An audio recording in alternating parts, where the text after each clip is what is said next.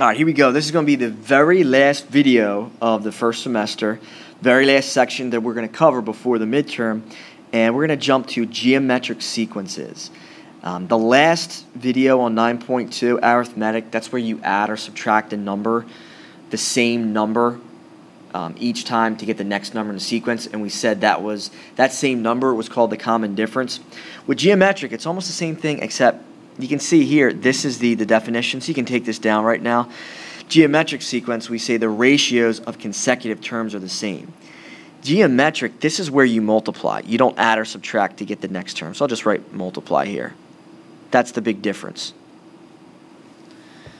Okay, so if I use this, instead of saying D for common difference, I'm going to say ratios, we use R. So that's what we're going to use in the formula. And we're going to do the same thing. We're going to derive the formula for a geometric sequence, but the big difference is we're going to use R for ratio. We're not going to use D for difference. You use that for arithmetic sequences. Okay, number one, if we want to find the next term in the sequence, well, you can see, it's pretty obvious to see you keep doubling each term. So that means you keep multiplying by 2. So this, I'm going to write this here. R is 2. Right, if I take, it says ratio of consecutive terms are the same. If I take this 4, if I divide it by 2, it's 2. 8 divided by 4 is 2. 16 divided by 8 is 2. So it's always the same. So really, if you just take 16, multiply it by 2, you get 32. Okay, number 2 is not as apparent because we have fractions in it. But the one thing that we notice here, see how the terms, they alternate. There's a negative, a negative, then a positive. What that means is, if you see that it's geometric, and in this case it's going to be geometric, if the signs alternate negative to positive to negative to positive, then we know our ratio, it's going to be negative. Well, like if I look at the numerator is always 1 or negative 1. So that means it's going to be 1. But look at the bottom. The bottom is key. We went from 3 to 9 to 27 to 81. Well, you keep tripling it. So 3 times 3 is this 9. 9 times this 3 is this 27. 27 times this 3 is 81. So this ratio is negative 1/3. To get the next term, you multiply the previous term by negative 1/3. So if I did 1 over 81 times negative 1/3, I would get negative 1 over, and 81 times 3 would give me negative 243. So that's my term in the sequence. Okay? Now let's look at number 1, and we're going to apply this just like I did on the previous video, 9.2, and we're going to derive the formula. All right. So the first term is 2 in this sequence. So I'm just going to put 2. Now to get the next term, you take 2 and multiply it by the ratio, which is just 2. Now, this right here, this second 2 is going to be the ratio. I'm going to raise it to the first power. I know it's redundant right now, but we're using it to derive the formula. So 2 to the first is 2. 2 times 2, well, that gives us the 4. So I know it works. Then I start with the first term. I did 2. Now, if I'm multiplying it by another 2, I'm going to take this difference, and I'm going to square it. So 2 squared is 4. 4 times 2 is 8. It still works out. So then you kind of see the pattern. I start with the first term of 2. Then I multiply it by 2 cubed. So 2 cubed would be 8. 8 times 2 would be 16. So here is the connection. It's very, very similar to arithmetic, except instead of adding, we multiply. This is the first 2 that we started with. That's the first term. So I put a sub 1, just like I did for arithmetic. Now this second one, this is the ratio. So I'm going to times it. I'll put times, put a little dot, times it by r. Now here's the connection. This is raised to the third. The term we wanted to find was the fourth term. This ratio was raised to the second. I wanted to find the third term. This was raised to the first. I wanted to find the second term. This exponent is always 1 less than the term that I want to find. This 2 is 1 less than the 3. This 1 is 1 less than this 2. So just like the arithmetic, this r is going to be raised to the n minus 1.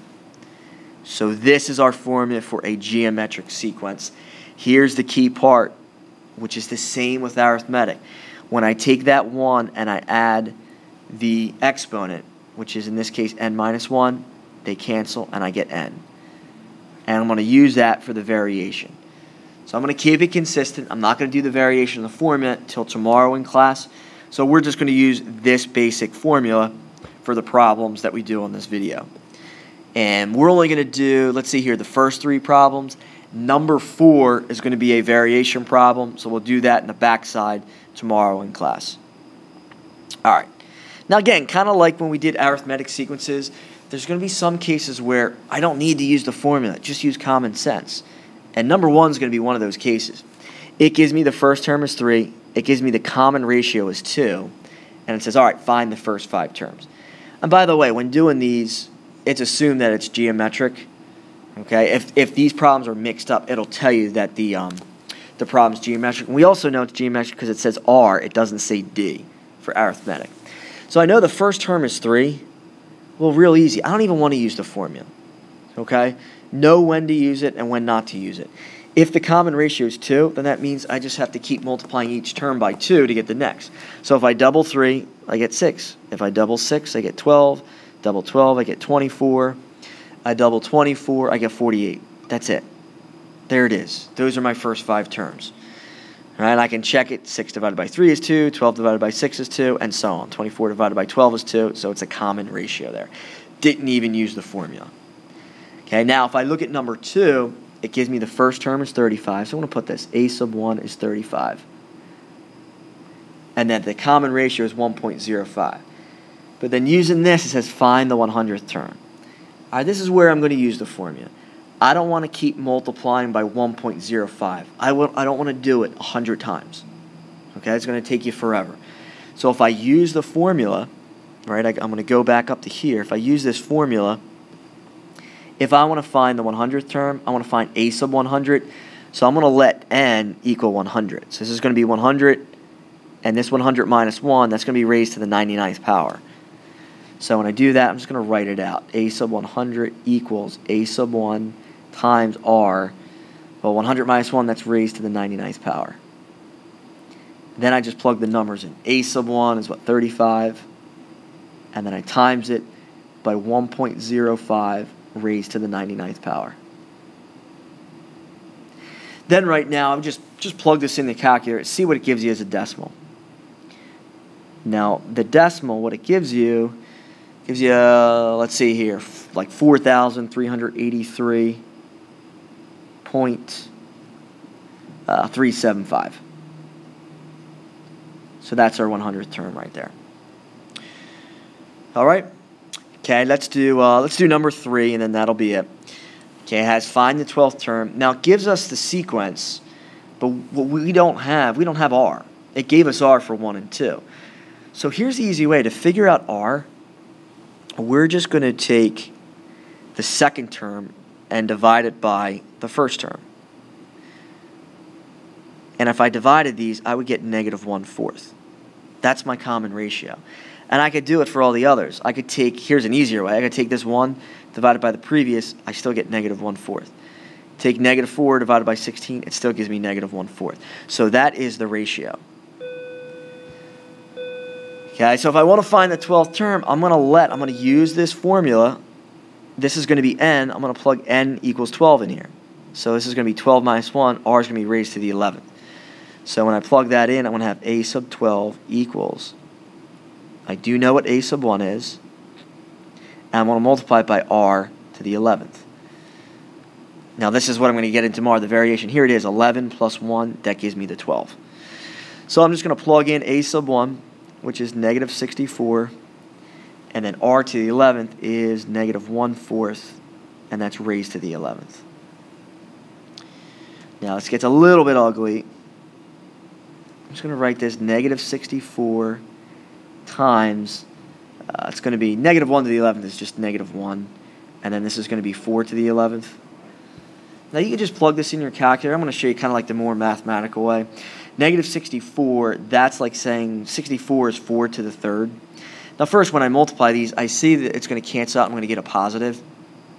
So this is like saying negative 4 cubed over negative 4 to the 11th. And then the negatives cancel out. I'm going to get 1 over 4 to the 8th. I'm sure you probably get this right away on your calculator. 4 to the 8th is, let's see here, 65,536. If you just got a decimal on it, change it to a fraction. When you change it to a fraction, this is what you get. All right, so that pretty much does it. Big difference is that you're multiplying by the same number each time to get the next term. So you always want to find the ratio. What is the ratio? The first two we were given the ratio. Number 3, we had to figure it out. Number 4, I'll just write this here as a little note. This is where we're going to use the variation of the formula. And we use the variation of the formula because for number 4, you can see I don't have a sub 1 and I don't have r. So that's where I have to use the variation. All right, so we'll continue this and finish 9.3, and that is it for the semester.